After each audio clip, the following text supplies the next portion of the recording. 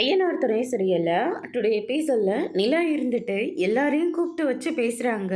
இங்கே பாருங்கள், இதனால் வரைக்கும் நீங்கள் சம்பாதிக்கிறத எப்படி வேணாலையும் செலவு பண்ணியிருக்கலாம்.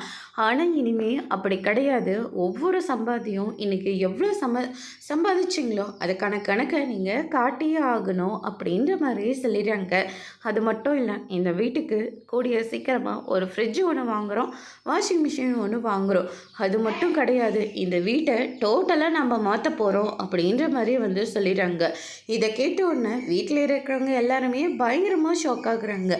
அங்கிள், உங்களுக்கும் சேர்த்து தான் சொல்கிறேன், ஒரு நாளைக்கு இவ்வளோ சவாரி எடுத்தேன் அவ்வளோ எடுத்தேன் நீங்கள் சொல்லிக்கிட்டு இருக்கீங்கல்ல, நீங்களும் உங்களுடைய அமௌண்ட்டை எடுத்துகிட்டு வந்து காட்டணும்.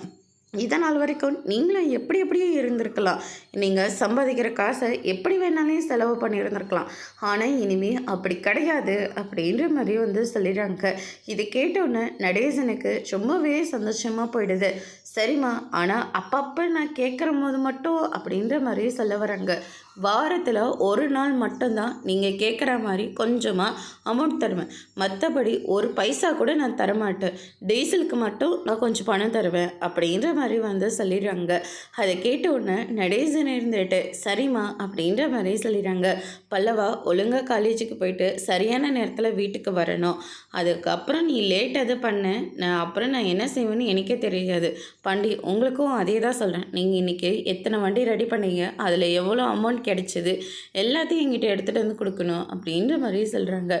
சோழன், உங்ககிட்ட ஆல்ரெடி நான் சொல்லியிருப்பேன், அண்ணன் உங்ககிட்டே தான் சொல்கிறேன் அப்படின்ற மாதிரி சொல்லிடுறாங்க. அதோட பிரம்ப முடிச்சிருக்காங்க.